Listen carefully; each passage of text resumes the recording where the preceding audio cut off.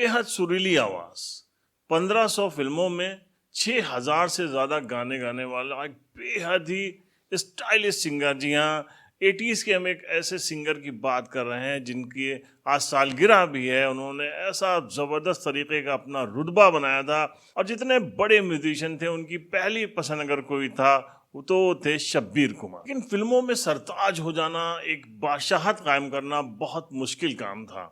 और उस जमाने में जब 80s में बहुत ही टफ कंपटीशन हुआ करता था। दरअसल बड़ौदा में एक छोटे से घर में रहने वाला एक लड़का जिसके ख्वाब बहुत बड़े बड़े थे, उसका नाम था शब्बीर कुमार। बहुत कम उम्र में बड़ौदा की महफिलों में उनका नाम हो गया और वहाँ के जो ऑर्केस्ट्रा थे उनमें वो गाने लग गए। लेकिन उनकी बड़ी पहचान बनी जब इंडिया के एक बहुत ही पैनियर और लीडिंग ऑर्केस्ट्रा थे जिनको मेलोडी मेकर्स के नाम से जाना जाता था, उस ऑर्केस्ट्रा को ज्वाइन किया शब्बीर कुमार ने अपने एक दोस्त के जरिए। उसमें जाते ही उनकी पहचान बन गई। ये ऑर्केस्ट्रा पुणे और मुंबई में बहुत ज़्यादा पॉपुलर हुआ था।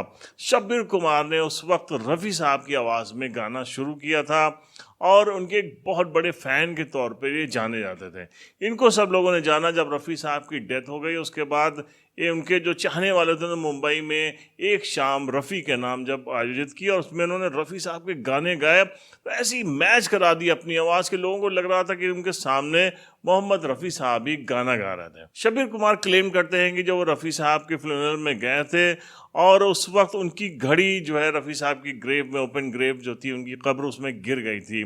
तो ऐसा उनका कहना था और ये कह के उन्होंने मतलब अपने आप को एक सक्सेसर के तौर पे पेश किया था रफ़ी साहब का। अब ऑर्केस्ट्रा में एक बड़ी पहचान बन चुके थे, उनकी आवाज़ की धूम मच चुकी थी। उसी ज़माने में 1981 में उषा खन्ना म्यूजिक डायरेक्टर थी। उन्होंने अपनी फिल्म तजुर्बा में उनको पहला ब्रेक दिया था। लेकिन अभी संघर्ष का दौर ख़त्म नहीं हुआ था। इसी बीच जो है एक दिन मुलाकात हो गई उनकी मनमोहन देसाई साहब से। मनमोहन देसाई साहब जो कि रफ़ी साहब का सब्स्टिट्यूट ढूंढ रहे थे अपनी आने वाली फिल्म के लिए, और जब शब्बीर कुमार को उन्होंने सुना तो उन्होंने जो है रिकमेंड किया एलपी यानी लक्ष्मीकांत प्यारेलाल से कि मैं एक लड़का भेज रहा हूँ, आप इससे मुलाकात करिए, एक बार इसकी आवाज़ सुनिए।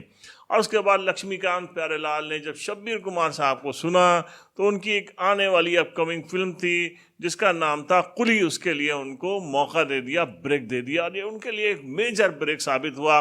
कुली के सारे गाने सुपर डुपर हिट हुए और क्या ही कहना उसके बाद शब्बीर कुमार का। हालांकि जो फर्स्ट फिल्म उनकी रिलीज हुई थी वो थी मैं इंतकाम लूँगा। उसके बाद जो है कुली और फिर अब वो फिल्म आने वाली थी जिसने शब्बीर कुमार को शब्बीर कुमार बना दिया। जी हाँ, फिल्म का नाम था बेताब। राहुल रवेल ने उनको अपनी इस फिल्म में मौका दिया था और बेताब के बाद तो फिर शब्बीर कुमार लीडिंग सिंगर बन गए। 80s के दौर में शब्बीर कुमार जो है वो लीडिंग जो म्यूजिक डायरेक्टर्स थे उनके चहेते बन गए। लक्ष्मीकांत प्यारेलाल, राहुल देव बर्मन, चित्रगुप्त, कल्याण जी आनंदी, राजेश रोशन, उषा खन्ना, बप्पी लहरी, अन्नू मलिक, रविंद्र जैन, राम लक्ष्मण, नदीम शरवण, आनंद मिलिंद, जतिन ललित, उत्तम सिंह, उन्होंने सारे बड़े म्यूजिक डायरेक्टर्स के साथ साथ उस जमाने के 80s के जो जितने बड़े टॉप एक्टर थे उनके साथ काम किया, जिसमें दिलीप कुमार, धर्मेंद्र, अमिताभ बच्चन, जैकी श्रॉफ, ऋषि कपूर, जितेंद्र, मिथुन चक्रवर्ती, राज बब्बर, गोविंदा, चंकी पांडे, संजय दत्त, कुमार गौरव, कमाल हसन, रजनीकांत, अनिल कपूर, सनी देओल, राजीव कपूर और अक्षय कुमार की तो वो आवाज़ बन गए थे। उनका जो आखिरी हिट सॉन्ग था वो 1990 में अमिताभ बच्चन की फिल्म आई थी आज का अर्जुन, और उसका एक बहुत ही पॉपुलर सॉन्ग था गोरी हैं कलाइयाँ।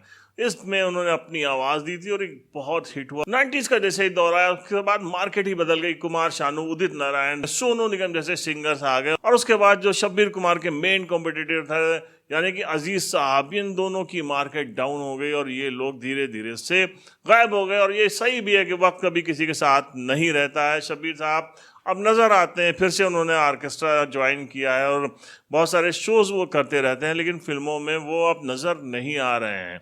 2020 में उन्होंने एक आध फिल्मों में काम किया था लेकिन फिर वो बात नहीं बन पाई। जो एक दौर था जिसमें शब्बीर कुमार छाए हुए थे, 80s के दौर के सारे सुपर डुपर हिट गाने हम शब्बीर साहब की आवाज़ में सुनते रहते थे। तो आज हम डेडिकेट कर रहे हैं शब्बीर साहब को उनकी बर्थ एनिवर्सरी के ऊपर ये प्रोग्राम।